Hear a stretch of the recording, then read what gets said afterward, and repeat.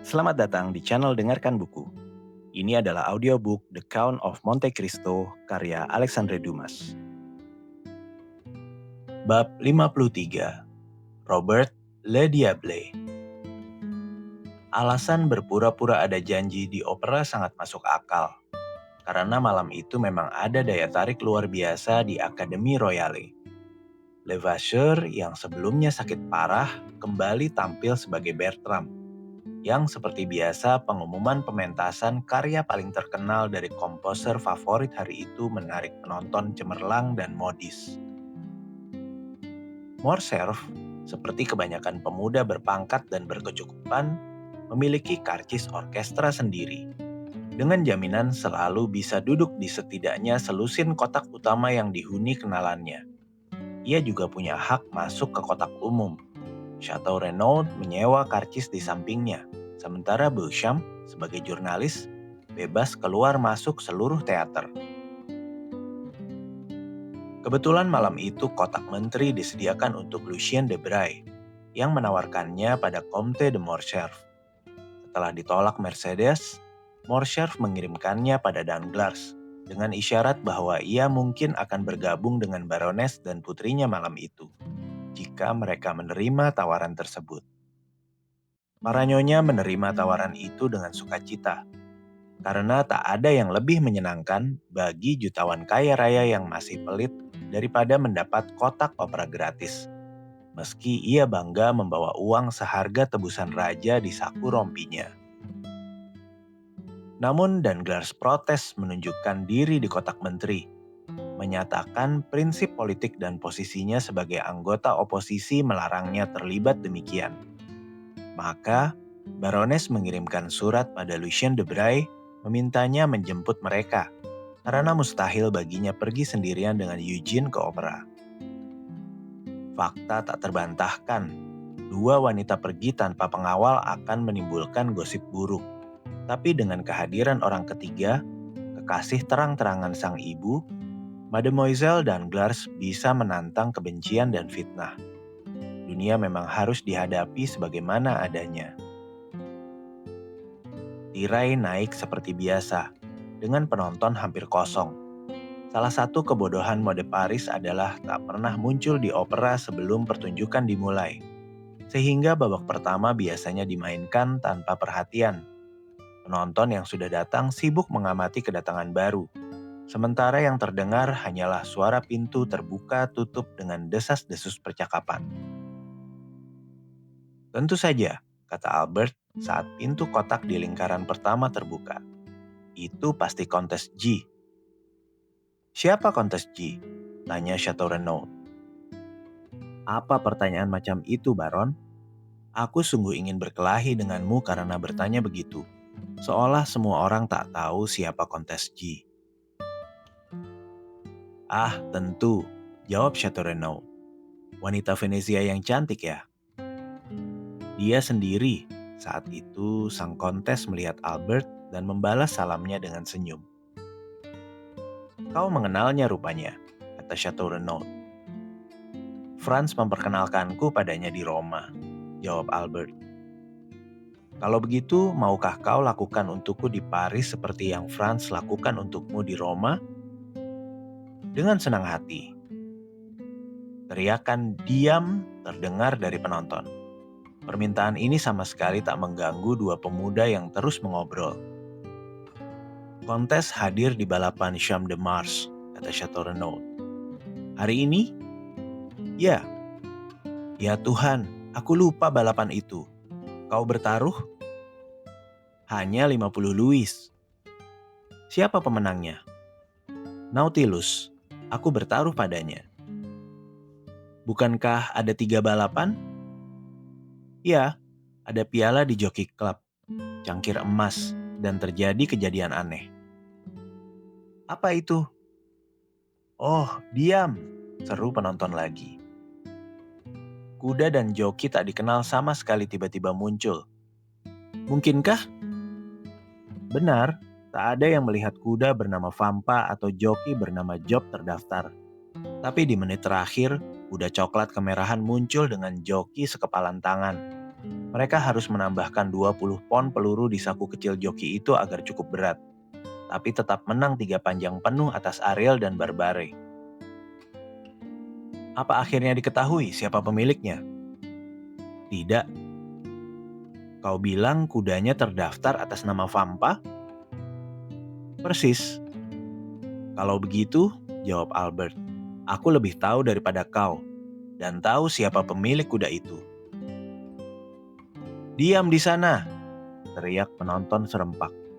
Kali ini nada dan sikap mereka menunjukkan permusuhan yang meningkat, hingga kedua pemuda itu sadar perintah itu ditujukan pada mereka. Mereka berbalik tenang, mengamati wajah-wajah di sekitar, seolah menantang seseorang bertanggung jawab atas kelancangan itu. Tapi tak ada yang merespons. Maka mereka kembali menghadap panggung, berpura-pura sibuk dengan pertunjukan. Saat itu pintu kotak menteri terbuka, dan Madame Danglars ditemani putrinya masuk di antar Lucien Debray yang penuh perhatian. Haha, kata Chateau Renaud. Teman-temanmu datang, Viscount? Apa yang kau lihat di sana? Tak lihat mereka mencoba menarik perhatianmu? Albert berbalik, tepat saat Baroness melambai anggun dengan kipasnya. Adapun Mademoiselle Eugene nyaris tak mau menyia-nyiakan pandangan matanya yang hitam besar itu bahkan pada panggung sekalipun. Dengar sahabatku, kata Chateau Renaud, yang karena sudah lewat 30 tahun merasa berhak bersikap seperti ayah pada temannya yang lebih muda. Aku tak mengerti keberatanmu pada Mademoiselle Danglars, kecuali soal keturunan dan kedudukannya yang agak rendah, yang kurasa tak kau pedulikan. Selain itu, ia gadis yang luar biasa cantik. Cantik, tentu, jawab Albert. Tapi bukan seleraku, yang lebih suka sesuatu yang lebih lembut, feminin, dan halus. Ah, kalian anak muda tak pernah puas. Orang tuamu memilihkan calon istrimu seperti Diana, Dewi Perburuan. Tapi kau masih tak puas. Justru kemiripan itulah yang membuatku takut. Aku lebih suka Venus dari Milo atau Capua. Tapi Diana yang suka berburu ini dikelilingi nimfa-nimfa. Membuatku khawatir suatu hari nasib Actaeon menimpaku. Dan memang cukup sekilas pada Mademoiselle Danglars untuk memahami kebenaran ucapan Morcerf. Ia cantik, tapi kecantikannya terlalu tegas dan jelas untuk selera pemilih. Rambutnya hitam pekat dengan gelombang alami yang agak liar. Matanya sehitam rambutnya, dinaungi alis melengkung yang kelemahannya justru pada kerutan hampir permanen di dahinya. Seluruh wajahnya memancarkan ketegasan yang tak sesuai dengan sifat feminin lembut. Hidungnya persis seperti yang dipilih pematung untuk patung Juno. Mulutnya yang mungkin dianggap terlalu lebar, memperlihatkan gigi mutiara putih yang makin mencolok oleh bibirnya yang merah terang. Kontras dengan kulitnya yang pucat alami. Tapi yang membuat penampilannya hampir maskulin dan tak disukai Morcerf adalah tai lalat gelap, jauh lebih besar dari biasanya, tepat di sudut mulutnya yang memperkuat ekspresi kemandiriannya. Seluruh tubuh Mademoiselle Danglars selaras dengan kepala yang baru dijelaskan. Ia memang mengingatkan pada Diana, seperti yang dikatakan Chateau Renaud, tapi sikapnya lebih angkuh dan tegas. Soal kemampuan, satu-satunya kekurangannya sama dengan kecantikannya. Terlalu berilmu dan maskulin untuk gadis seusianya. Ia fasih berbagai bahasa, pelukis ulung, menulis puisi dan menggubah musik. Ia mengaku sepenuhnya mencurahkan diri pada musik dengan ketekunan tak kenal lelah, dibantu teman sekolahnya. Seorang gadis miskin berbakat yang suaranya menjanjikan karir gemilang sebagai penyanyi. Kabarnya, ia menjadi objek perhatian hampir kebapaan dari salah satu komposer utama hari itu, yang mendorongnya tak kenal lelah mengasah suaranya, yang kelak bisa menjadi sumber kekayaan dan kemandiriannya. Nasihat ini justru membuat Mademoiselle Danglars memutuskan tak pernah terlihat di depan umum bersama calon penyanyi itu. Maka, putri bangkir ini meski rela berlatih sepanjang hari dengan Mademoiselle Louise Armilly, nama gadis berbakat itu, sangat berhati-hati tak terlihat bersamanya. Meski begitu, Louis, meski tak diakui sebagai teman, diperlakukan jauh lebih baik daripada pengasuh biasa. Tirai turun hampir setengah setelah Mademoiselle Danglars masuk ke kotaknya. Orkestra istirahat setengah jam, dan penonton bebas berjalan-jalan di lobi atau mengunjungi kotak masing-masing. Morcerf dan Chateau Renaud termasuk yang pertama memanfaatkan kesempatan ini. Sejenak, Madame Danglars mengira kerinduan Albert bergabung dengan rombongannya dan berbisik pada putrinya bahwa Albert pasti datang menghormati mereka. Tapi Mademoiselle Eugene hanya menggeleng, lalu dengan senyum dingin mengarahkan perhatian ibunya ke kotak di seberang. Tempat kontes G duduk dan Morcerf baru saja muncul. "Jadi kita bertemu lagi, sahabat seperjalananku," seru sang kontes sambil mengulurkan tangan dengan hangat seperti kenalan lama. "Sungguh baik sekali kau mengenaliku begitu cepat, dan lebih baik lagi kau memberiku kunjungan pertamamu." "Yakinlah," jawab Albert, "jika aku tahu kau tiba di Paris dan alamatmu, aku sudah menghormatimu lebih dulu. Izinkan aku memperkenalkan sahabatku, Baron de Chateau Renaud, salah satu pria terhormat di Prancis, yang baru saja memberitahuku kau menyaksikan balapan di Champ de Mars kemarin." Chateau Renaud membungkuk. "Kau di balapan itu, Baron?" tanya sang kontes antusias. "Ya, Nyonya." "Kalau begitu," lanjut Madame G bersemangat, "kau pasti tahu siapa pemenang Piala Jockey Club." "Maaf, aku tak tahu," jawab sang Baron. "Aku justru menanyakan hal yang sama pada Albert." "Kau sangat ingin tahu, Kontes?" tanya Albert.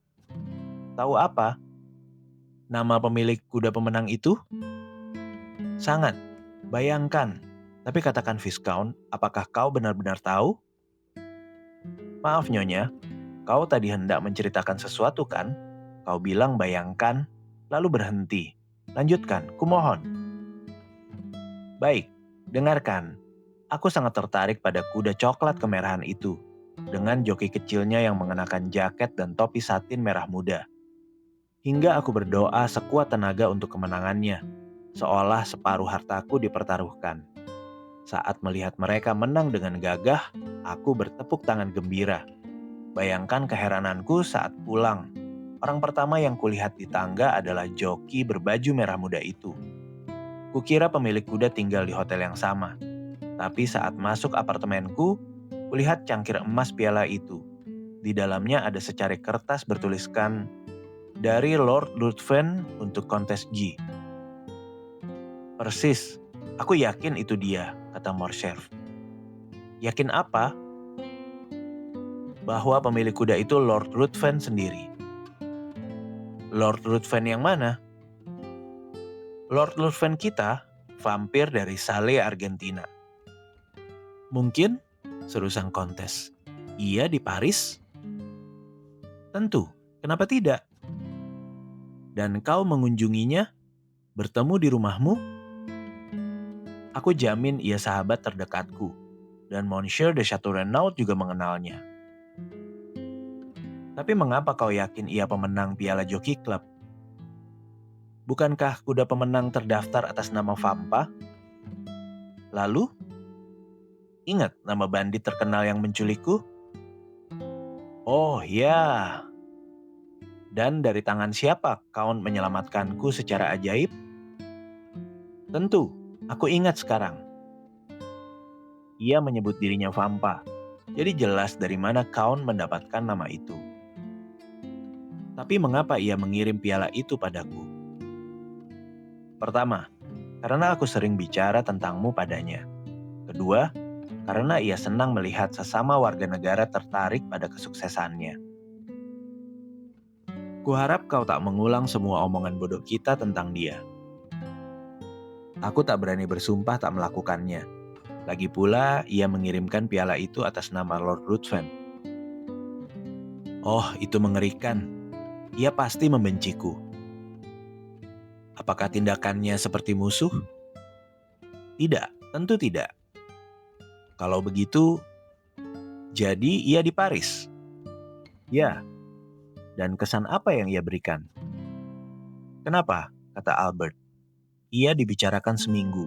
Lalu penobatan Ratu Inggris dan pencurian berlian Mademoiselle Mars membuat orang membicarakan hal lain. Sahabatku, kata Chateau Renaud, kau sahabatmu dan kau memperlakukannya demikian. Jangan percaya omongan Albert, Kontes.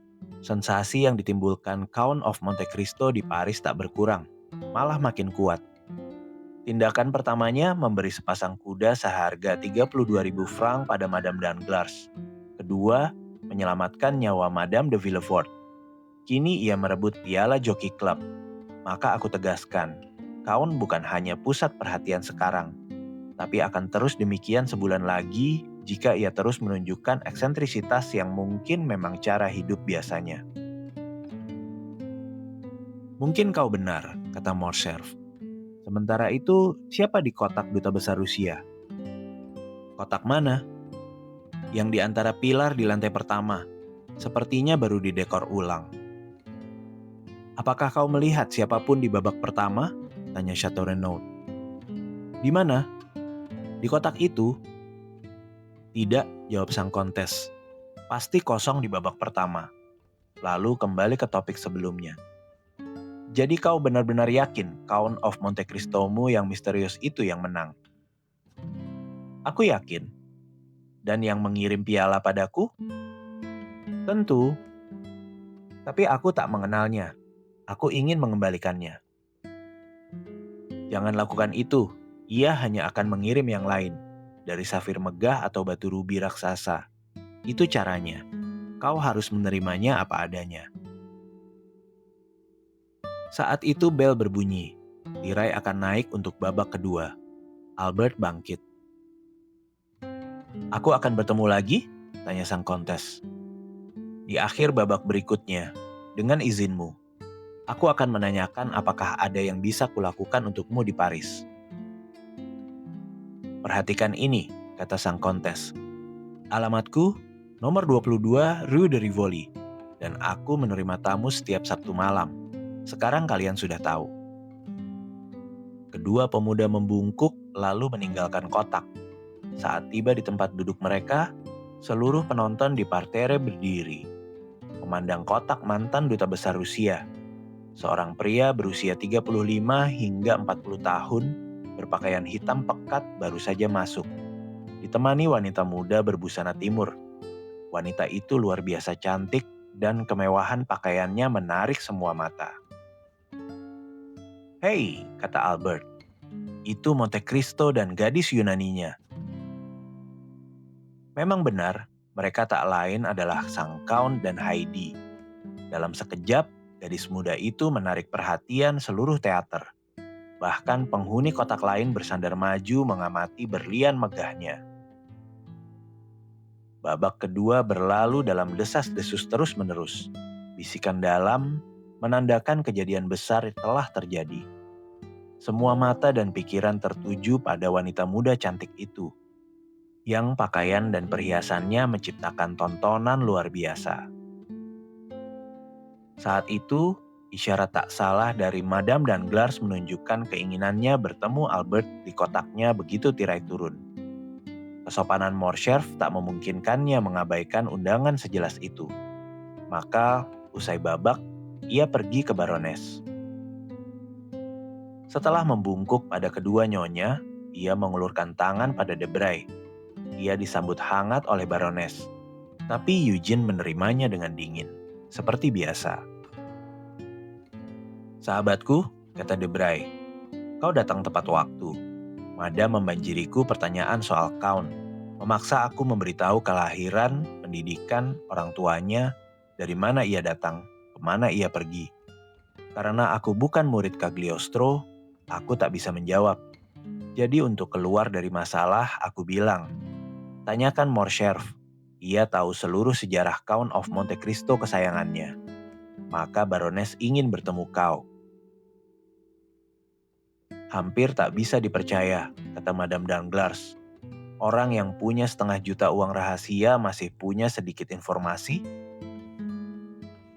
Izinkan aku meyakinkanmu, Nyonya, kata Lucien. Jika aku punya uang sebanyak itu, aku akan menggunakannya lebih menguntungkan daripada mencari tahu soal Count of Monte Cristo. Yang satu-satunya kelebihannya menurutku adalah kekayaannya 2 kali lipat Nabab. Tapi aku sudah lemparkan urusan ini pada Morcerf. Jadi selesaikan dengannya. Aku sendiri tak peduli pada Count atau misterinya. Aku yakin tak ada Nabab yang mengirimku sepasang kuda senilai 32.000 franc dengan 4 berlian senilai 5.000 franc di kepala mereka. Ia tampaknya gila berlian, kata Morcerf sambil tersenyum. Dan aku yakin, seperti Potemkin, ia menyimpan berlian di sakunya untuk menaburkannya di jalan seperti Tom Thumb dengan batu api. Mungkin ia menemukan tambang, kata Madame Danglars. Kau tahu ia punya surat kredit tanpa batas di bank suamiku? Aku tak tahu, tapi mudah dipercaya.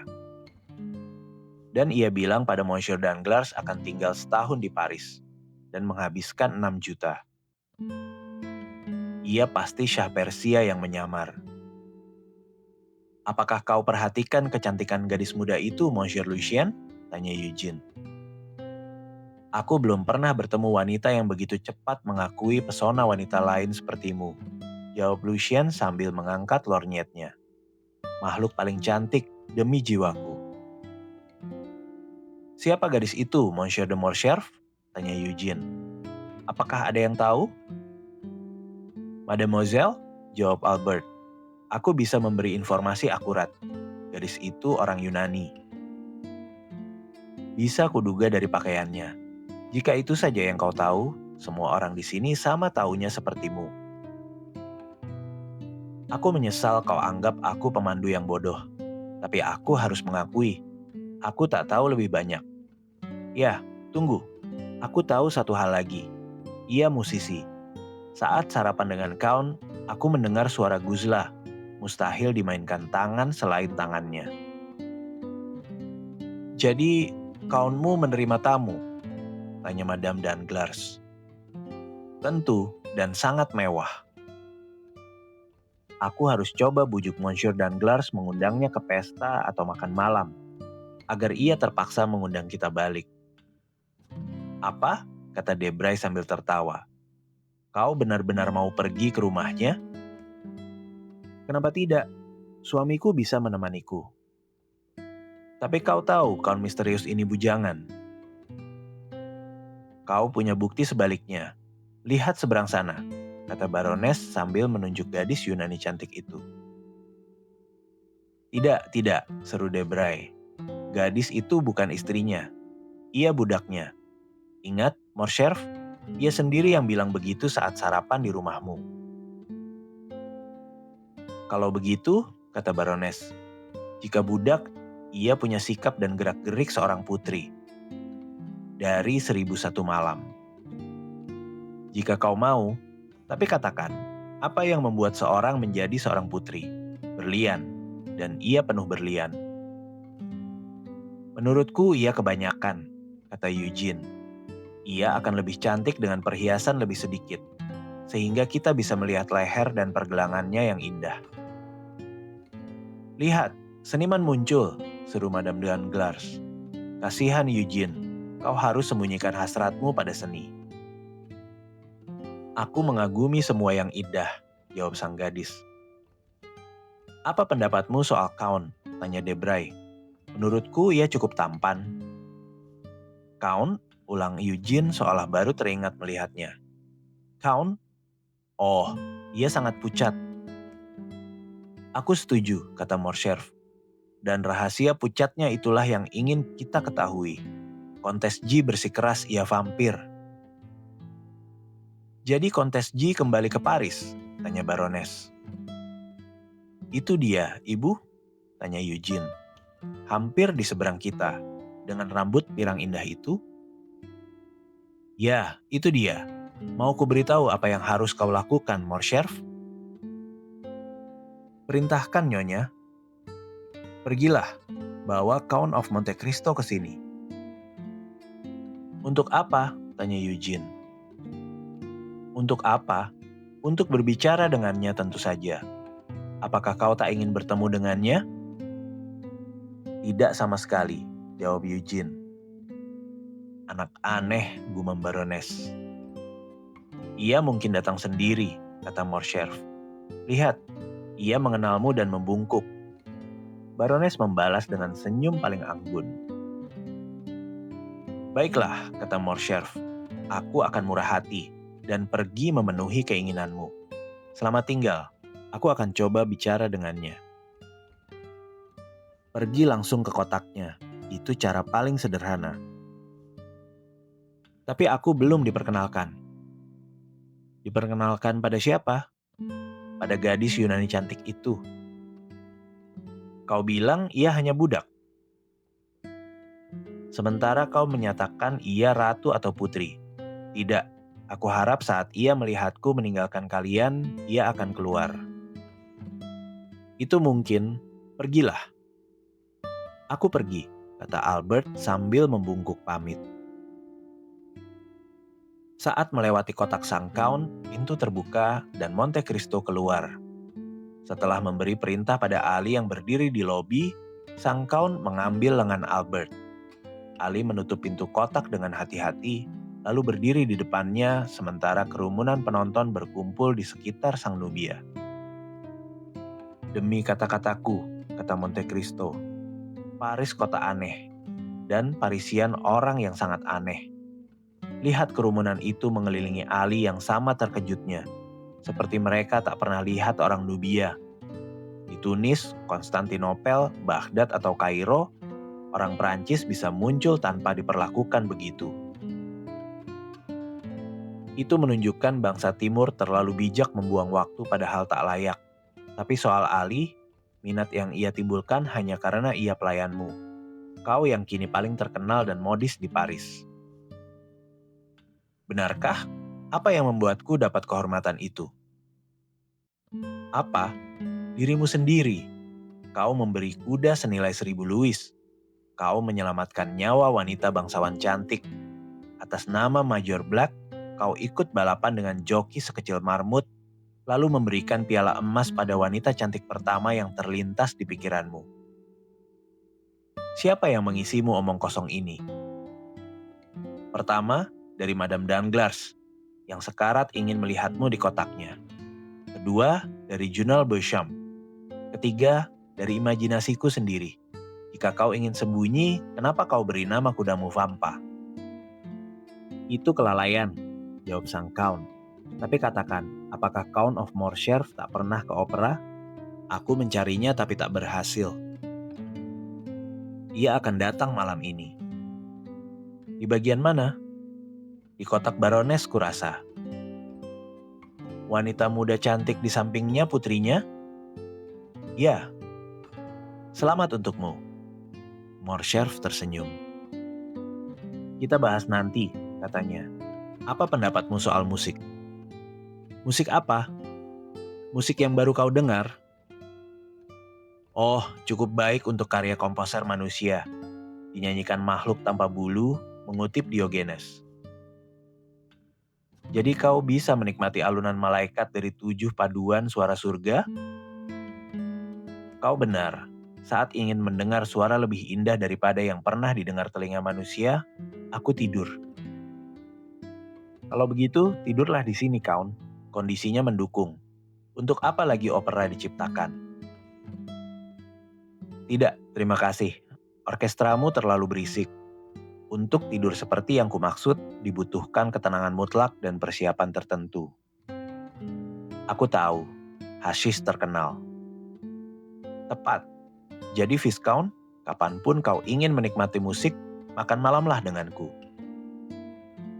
Aku sudah menikmatinya saat sarapan denganmu, kata Morcerf. Maksudmu di Roma?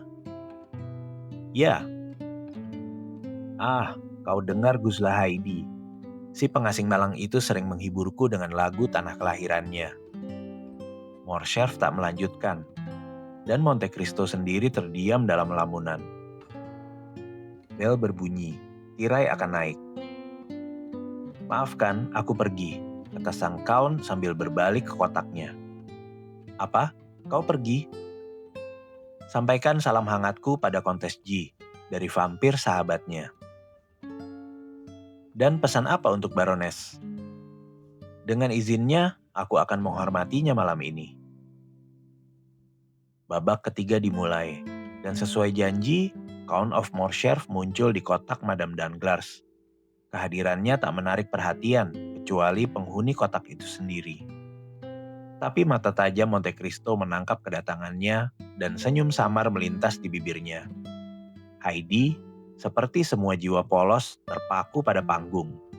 Senang pada apapun yang menyentuh mata dan telinga. Babak ketiga berlalu seperti biasa. Mademoiselle Snowblade, Julia dan Leroux melakukan pirouette seperti biasa. Robert menantang Pangeran Granada dan ayah Raja Putri Isabella menggandeng putrinya melangkah megah di panggung, memamerkan lipatan indah jubah bludrunya. Tirai turun lagi dan penonton membanjiri lobi. Sang Count meninggalkan kotaknya dan sejenak kemudian menghormati Baroness Danglars yang tak bisa menahan seruan sukacita dan keheranan. "Selamat datang, Count," serunya. "Aku sangat ingin bertemu untuk mengulang terima kasih yang tak bisa ditulis. Hal sekecil itu tak layak diingat. Percayalah Nyonya, aku sudah lupa. Tapi tak mudah melupakan. Keesokan harinya setelah hadiahmu yang luar biasa, kau menyelamatkan nyawa sahabatku, Madame de Villefort, yang terancam oleh hewan yang kebaikanmu kembalikan padaku.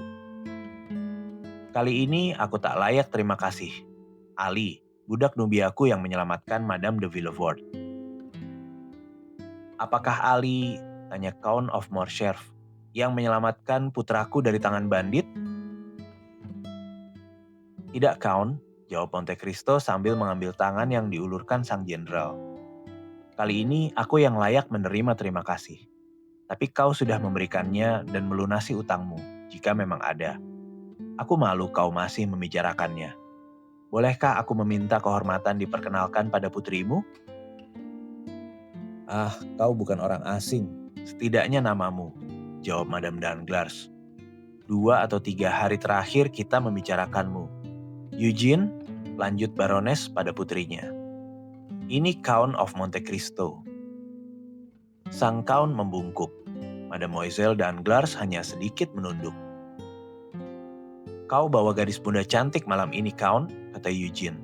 "Apakah ia putrimu?" "Tidak, Mademoiselle," jawab Monte Cristo, terkejut dengan keberanian pertanyaannya. "Ia gadis Yunani malang yang berada di bawah perlindunganku." "Siapa namanya?" "Heidi," jawab Monte Cristo. "Orang Yunani?" gumam Count of Morcerf. "Ya, Count," kata Madame Danglars. "Pernahkah kau lihat di istana Ali Tepelini yang kau layani dengan gagah berani, kecantikan atau kostum yang lebih indah?" "Apakah benar yang kudengar, Monsieur?" kata Monte Cristo. "Bahwa kau pernah bertugas di Yanina?" "Aku Inspektur Jenderal Pasukan Pasha," jawab Morcerf. "Dan bukan rahasia, aku berutang kekayaanku pada kedermawanan pimpinan Albania yang terhormat itu." "Lihat," seru Madame Danglars. "Di mana?" gagap Morcerf. "Di sana," kata Monte Cristo sambil melingkarkan tangan pada sang Count dan bersandar di tepi kotak. Tepat saat Heidi yang sedang mencari walinya melihat wajah pucatnya berdampingan dengan wajah Morcerf. Seperti melihat kepala Medusa, gadis muda itu membungkuk seolah memastikan lalu berseru pelan dan jatuh ke kursinya. Suara itu terdengar oleh orang-orang di sekitar Ali yang segera membuka pintu kotak. "Kenapa, Count?" seru Eugene. "Apa yang terjadi pada anak asuhmu? Ia tampak tiba-tiba sakit." "Kemungkinan besar," jawab sang Count. "Tapi jangan khawatir. Sistem syaraf Heidi sangat sensitif. Ia bahkan pingsan oleh aroma bunga tertentu." Lalu mengeluarkan botol kecil dari sakunya. "Aku punya obat mujarab." Sambil berkata demikian, ia membungkuk pada Baroness dan putrinya, berjabat tangan dengan Debray dan sang Count, lalu meninggalkan kotak Madame Danglars. Saat kembali ke Heidi, ia masih sangat pucat. Begitu melihatnya, ia menggenggam tangannya. Tangannya lembab dan dingin. "Siapa yang kau ajak bicara di sana?" tanyanya. "Count of Morcerf," jawab Monte Cristo. "Ia bilang pernah melayani ayahmu yang terhormat dan berutang kekayaannya padanya." "Penjahat," seru Heidi. Matanya menyala merah. "Ia menjual ayahku pada Turki, dan kekayaan yang dibanggakannya adalah harga pengkhianatannya. Apakah kau tak tahu itu, tuanku?" "Aku dengar sesuatu di Epirus," kata Monte Cristo.